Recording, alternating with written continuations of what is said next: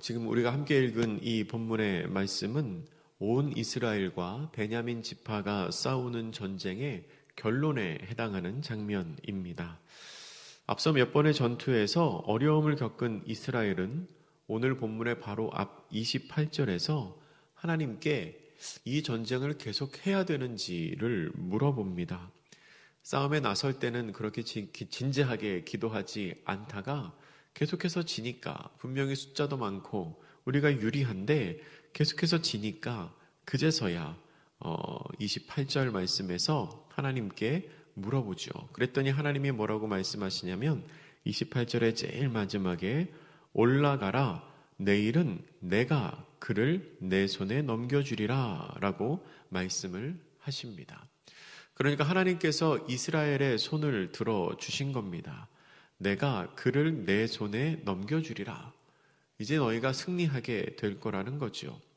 거꾸로 말하면 아직까지는 하나님께서 베냐민을 이스라엘의 손에 넘겨주시지 않고 있었는데 이제는 때가 됐으니 넘겨주겠다 말씀하시고, 이에 용기를 얻은 이스라엘은 다시 전쟁에 나섭니다. 다시 전투가 시작되었을 때 이스라엘은 이전과는 다른 방식으로 싸움을 전개합니다. 이전에는 그냥 숫자만 믿고 맞닥뜨려서 마구잡이로 싸움을 했다면 지금은 일종의 작전을 쓰는 겁니다. 베냐민을 유인해서 군사를 밖으로 끌어내고 그 사이에 매복했던 다른 이스라엘 병사가 베냐민의 본진, 그들의 원래 근거지였던 기브아를 치는 작전을 썼습니다. 그들의 작전을 까맣게 몰랐던 베냐민은 이스라엘에게 속수무책으로 당하게 됩니다. 앞선 몇 번의 승리로 베냐민은 굉장히 교만해져 있었습니다. 그리고 잘못된 쪽으로 자기 확신이 굉장히 강해져 있었습니다. 자존감이 강한 것은 좋지만 잘못된 자기 확신이 강한 것은 굉장히 위험합니다. 본문에 나오는 전쟁이든 아니면 투자를 하든 사업을 하든 공부를 하든 잘못된 자기 확신이 커지면 남의 말을 듣지 않게 되고 교만해지고, 또한 자기 자신이 어떠한 상황에 처해 있는지를 객관적으로 보지를 못하기 때문에 큰 어려움을 초래할 수 있습니다. 예를 들면 이런 거죠. 자기는 스스로 생각하기에 특별하다고 생각하고 자기는 운이 좋다고 생각하는 겁니다. 다른 많은 사람들은 힘들지만 나는 괜찮을 거라고 생각하는 겁니다. 많은 사람들이 사업을 하면서 어려움을 겪지만 내가 하면은 왠지 잘할 것 같은 겁니다. 저 사람들은 저거를 몰라서 그런 거지, 나는 달라, 나는 특별해, 나는 잘할 수 있을 거야 라고 생각하는 거죠. 시험 공부를 잘 못하고 내가 분명히 모르는 부분이 있음에도 불구하고 자기 확신이 너무 강해서 그 문제는 안 나올 거야, 괜찮을 거야, 지금까지 잘 해왔는데 앞으로도 나는 계속 운이 좋을 거야 라고 생각하는, 이러한 잘못된 자기 확신은 내 눈과 내 귀를 가리게 됩니다.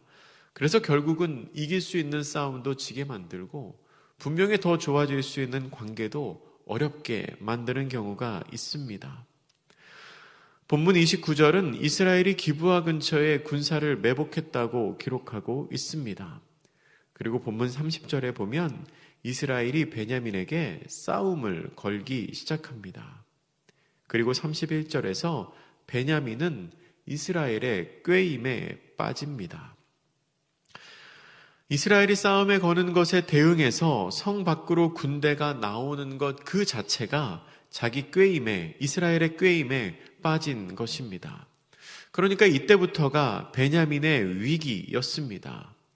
하지만 베냐민은 그 상황이 위기인 것도 모릅니다. 상황이 어떻게 돌아가고 있는지 잘 모르고 있는 거죠.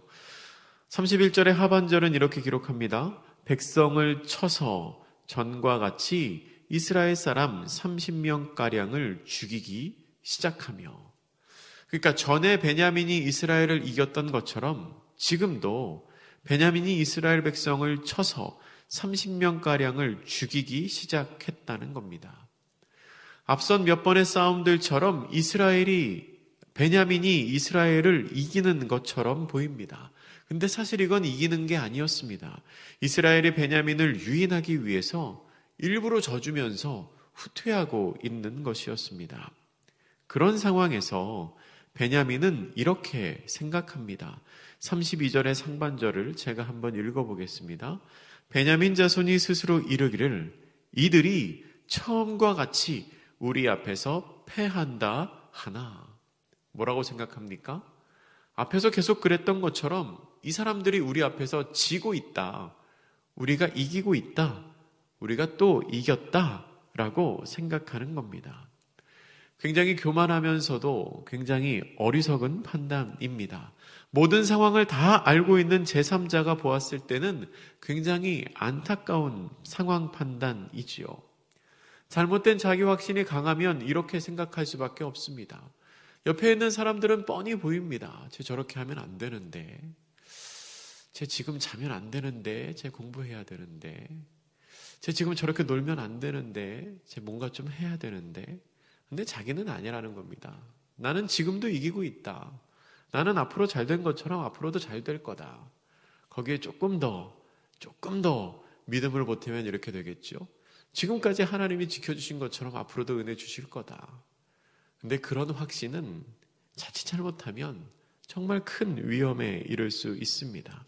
같은 본문 안에서 제가 조금 전에 32절 상반절을 읽었잖아요.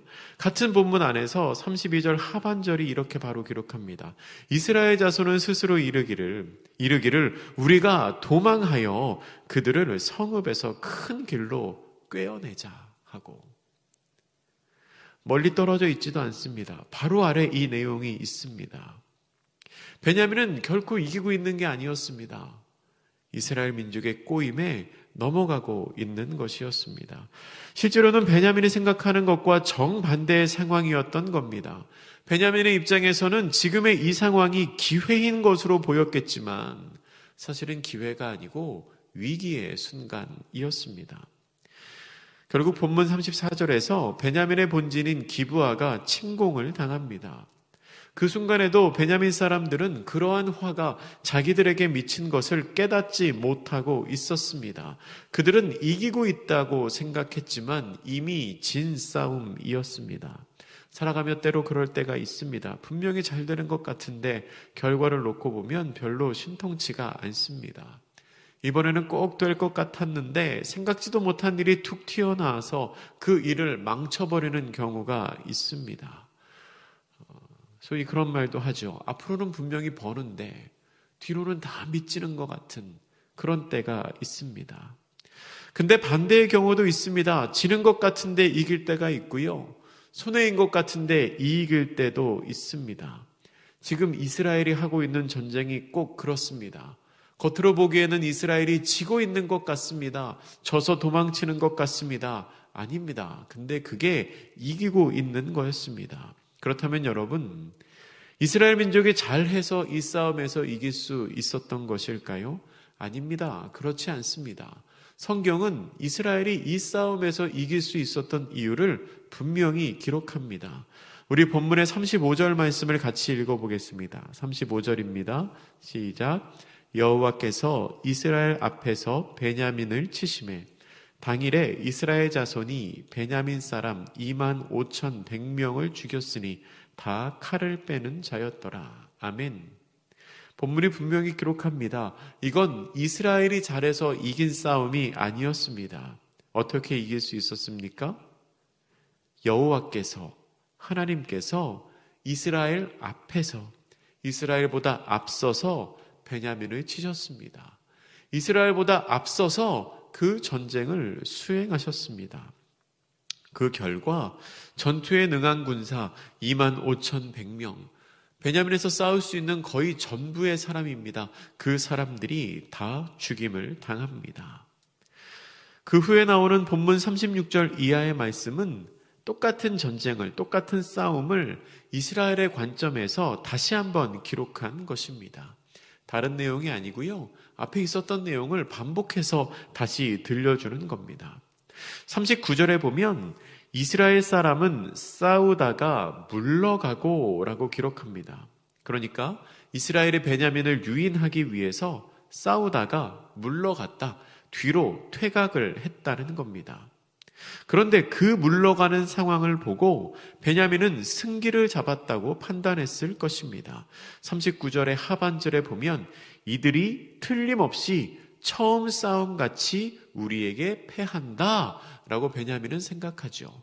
우리에게 패한다, 우리가 이긴다 라고 생각했던 겁니다.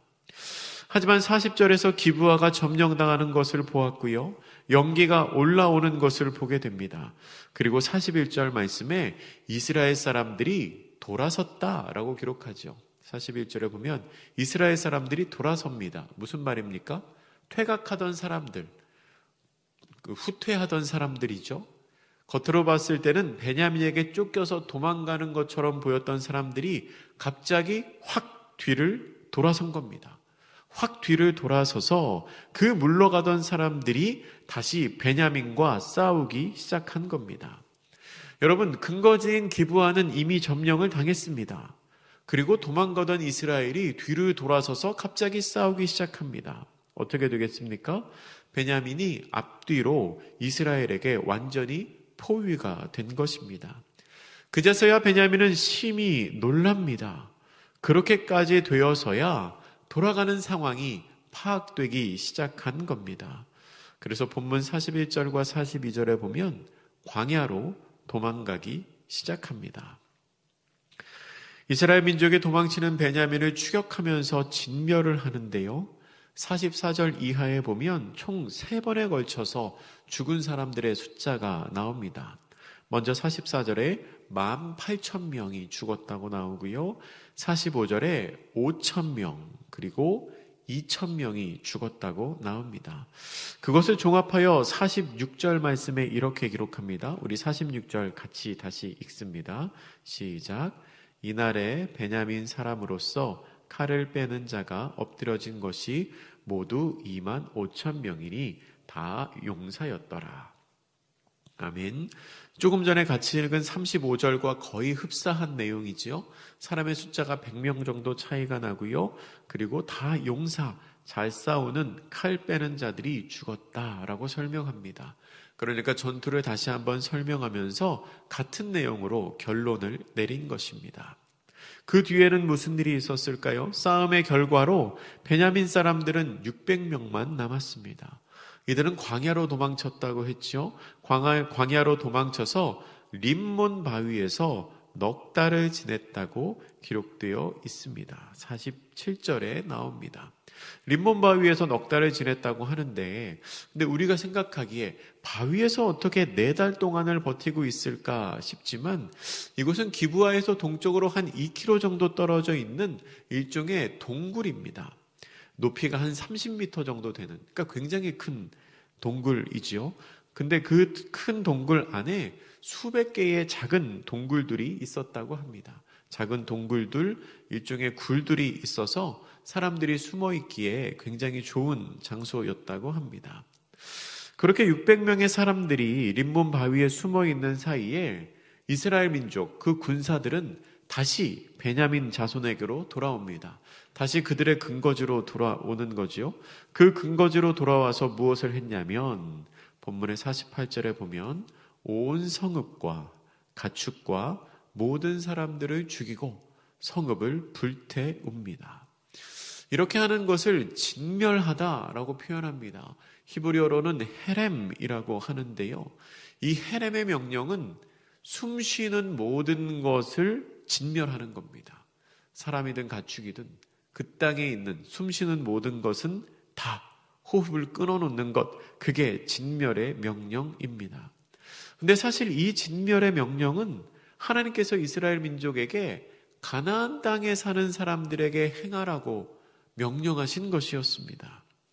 근데 정작 이스라엘 민족은 가나안에게는 그 진멸의 명령을 지키지 않습니다. 소홀히 합니다. 처음에는 능력이 없어서 그렇게 하지 못했는데 나중에는 힘이 있었음에도 그들을 죽이지도 않고 쫓아내지도 않았다고 사사기 초반에 1장과 2장에 기록하고 있습니다. 그랬던 이스라엘이 같은 종족인 베냐민에게는 이 도에 넘치는 폭력을 행사하는 겁니다. 가나안 사람들에게도 하지 않았던 그 진멸의 그 명령을 이 같은 종족인 이스라엘 베냐민 족속에게 행하였던 것입니다. 참 끔찍한 일이지요. 너무나 잔인한 폭력입니다. 여러분, 이스라엘 민족이 어쩌다가 이렇게까지 되었을까요? 어쩌다 이렇게까지 되었을까? 분명히 하나님께서 가나안 땅에 그들을 들여보냈을 때 하나님이 그들에게 원하시던 모습은 이런 게 아니었을 겁니다. 그런데 어쩌다가 이렇게까지 되었을까요?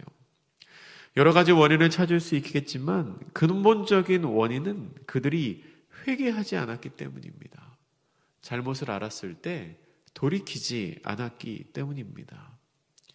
그 일 때문에 베냐민은 거의 멸족에 가까운 피해를 당합니다. 그런데 여러분, 이렇게까지 안 해도 됐습니다. 이렇게 600명만 남기고 다 죽일 정도로 이렇게까지 오지 않아도 됐습니다. 분명히 그 전에 해결할 수 있는 방법이 있었습니다. 처음에 레위인으로부터 그 토막난 시체를 12지파가 각각 받았을 그때에 베냐민 지파가 그것을 보고 이건 뭔가 잘못됐다. 이건 분명히 잘못된 일이다. 라고 생각하며 시인하고 회개했으면 어땠을까요? 그 후에라도 이스라엘의 연합군이 올라와서 그 불의한 일을 행한 사람들을 내어놓으라. 우리가 그 사람들에게 죄를 묻겠다. 라고 했을 때 너무 마음이 아프고 괴롭지만 그 사람들을 내어주며 자신들의 잘못을 고백했다면 어땠을까요? 분명히 상황이 이 지경까지 되지는 않았을 겁니다. 그런데 고집을 부리다가 해결할 수 있는 시기를 놓쳤습니다. 물론 그렇게 회개하고 돌이키는 것 참 힘든 일입니다. 그러나 힘들다고 해서 대면하지 않으면 시간이 흘렀을 때 더 큰 고통과 더 큰 희생이 따르게 됩니다. 여러분, 하나님의 뜻과 하나님의 말씀에 비추어서 내 삶을 한번 점검해 보시기 바랍니다. 그리고 혹시라도 돌이켜야 할 부분이 있다면 그것을 알게 되었을 그때 돌이키시기 바랍니다. 내가 깨달았을 그때가, 내가 알게 되었을 그때가 돌이키기 가장 쉬운 때입니다. 그 후로는 더 어렵고 더 큰 희생이 따릅니다. 늘 하나님의 뜻 안에 거하며 하나님의 말씀에 비추어 내 삶을 돌이킴으로 말미암아 하나님의 기쁨이 되시는 복된 성도님들 되시기를 주님의 이름으로 축복합니다. 기도하겠습니다. 사랑의 하나님, 말씀을 통하여 베냐민 지파가 거의 멸망하게 되는 참 안타까운 사건을 우리가 봅니다. 이건 분명히 하나님께서 기대하시는 바가 아니었습니다. 하나님께서 가나안 땅에 이스라엘 민족을 들여보내실 때 하나님께서 명령하시고 기대한 것이 아니었습니다. 상황이 왜 이렇게까지 되었습니까? 돌이켜야 할 그때에 돌이키지 못함으로 말미암아 더 큰 피해와 더 큰 슬픔이 다가왔습니다. 주님, 혹이라도 우리의 삶에 잘못된 부분이 있고 주님께서 그것을 알게 하신다면 알게 할 그때에 돌이키는 지혜와 용기를 허락하여 주시옵소서. 그때 주 앞에 회개하게 하시고 그때 주 앞에 나아가게 하심으로 말미암아 다시 한번 우리의 삶이 주 앞에서 회복되는 은혜를 누리게 하여 주시옵소서. 감사드리며 예수님의 이름으로 기도드립니다. 아멘.